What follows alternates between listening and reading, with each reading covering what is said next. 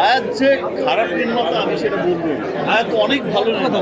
ব্যাপারটা হয়ে গেছে, সব কিছুই হয়েছে সময়। আমি 30টা গল্প শুনে কিন্তু একটা গল্প সিলেক্ট করি। আমি যেটা শুনি সেটা রং থাকে না। আমি শুনি, আমার টিম শোনে, একাধিক অনেকবার শোনে। এবার যেটা হয়েছে, হৃদয়ের ক্ষেত্রে যেটা বলা হয়েছিল যে হৃদয়ের ছবি করবেন আপনি, তুফান রিলিজ হলো না। আমি বলেছি যে হৃদয়ের সিনেমা দেখে সবাইকে বলতে হবে যে well, হৃদয় হচ্ছে one of the best director. দম আছে ভাই। হায়াতের ক্ষেত্রেও সেটা কিন্তু ব্যাপারটা ছিল। আমি সাকিবিয়ানদের উদ্দেশ্যে না, শুধু আমি আমার দেশের মানুষের কাছে, সাকিবিয়ানদের কাছে তো আমি সারা জীবনই কৃতজ্ঞ থাকি। সাকিবিয়ানরা আমাকে মানে সাকিবিয়ান, আই এম অলসো সাকিবিয়ানস। আমিও শাকিব খানকে পছন্দ করি। বাট দেখো, পুরো দেশের মানুষ এত ব্যাড রিভিউ শোনার পরেও সিনেমা হলে সিনেমা দেখছে, এত শোজ চলছে, তো কোথায় মাথা মারতে হবে। দেখো, এটা কিন্তু আসলে কারো দোষ ছিল না, এটা শুধু সময়ের গ্যাপ ছিল। যদি হাতে সময়টা পেত, হায়াত অনেক ভালো সিনেমা, যেটা গল্প ছিল, হায়াত অনেক ভালো সিনেমা। হয়তো হায়াতের এই যে প্রডিউসার ম্যাডামের প্রেশার ছিল, বলেছি ঈদ রিলিজ করতে হবে, আর নয়তো ঈদ রিলিজ হতো না। অনেক ভালো সিনেমা, পরিপূর্ণ গল্পের সিনেমা রিলিজ হচ্ছে, কিন্তু যাই রিলিজ হয়েছে, যতটুকুই হয়েছে, মানুষের দেখছে, ভালোবাসছে, এটাই অনেক বড় কথা। আর একজন ফিমেল প্রডিউসার, আমি গত বছরও দেখেছো যে বরবাদ রিলিজ হয়েছিল, যে শেরিন ফিমেল প্রডিউসার ছিল। এই বছরও শিরিন, নামে মিলও আছে অনেকটা। বাট উনিও চেষ্টা করেছে ওনার কাছ থেকে যে সবচেয়ে ভালো সিনেমাটা উপহার দেওয়া।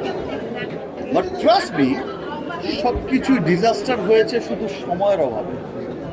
আমরা কিন্তু 3 মাস তো হবে না, প্রায় 3 মাস কিন্তু শুধু পারমিশনের কারণেই, যেহেতু পুরো ছবিটা র্যাকি করা ছিল ইন্ডিয়াতে, একটা জায়গায় সেট করা ছিল, সে সেটটাকে ভেঙে, এটা আসলে প্রিন্স ছিল অনেক অনেক অনেক বড় সিনেমা, সে সেটটাকে ভেঙে আবার করা আসলে সবার জন্যই।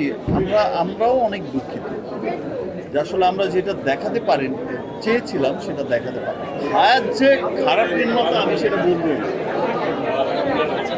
হায়াত অনেক ভালো নির্মাতা, অনেক ভালো নির্মাতা, ও অনেক ট্যালেন্টেড একটা।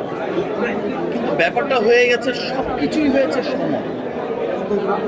দেখো, আমি সবসময় কিন্তু নতুনদের প্রেফার করি। আমি 30টা গল্প শুনে কিন্তু একটা গল্প সিলেক্ট করি। আমি অনেক গল্প শুনি, সারা বছর শুনি, তারপর একটা গল্প সিলেক্ট করি। আমি যেটা শুনি সেটা রং থাকে না। আমি শুনি, আমার টিম শোনে, একাধিক অনেকবার শোনে। এবার যেটা হয়েছে, যেমন হৃদয়ের ক্ষেত্রে যেটা বলা হয়েছিল যে হৃদয়ের ছবি করবেন আপনি, তুফান রিলিজ হলো না, ছবি। আমি বলেছি যে হৃদয়ের সিনেমা দেখে সবাইকে বলতে হবে যে হৃদয় হচ্ছে one of the best director, commercial director. দম আছে ভাই। হায়াতের ক্ষেত্রেও সেটা কিন্তু ব্যাপারটা ছিল। হায়াতের সিনেমা দেখে, হায়াত কিন্তু খুবই ট্যালেন্টেড একটা মানুষ, ও আসলে সময়টা পায়নি। সিরিয়াসলি বললাম, ও যদি সময় পেত, আমিও যদি সময় পেতাম, আমি এই ধরনের মানে কোথায় প্রবলেম হচ্ছে সাউন্ডে, প্রবলেম হচ্ছে সিজিতে, একটু তো ওর কাজ না, প্রবলেম হচ্ছে কালারে, টেকনিক্যাল ইস্যু। অনেকে বলছে যে এই পারমিশন জটিলতার কারণেই কিন্তু দেখো যে আমাদের যে মূল শিডিউল ছিল, পুরো শিডিউল শেষ হয়ে গেল। তারপর যা করেছি, আরেকজনের কাছ থেকে চেয়ে এনে শিডিউল করেছি। আমরা ডিটেলিং আসলে শ্যুট করতে পারি।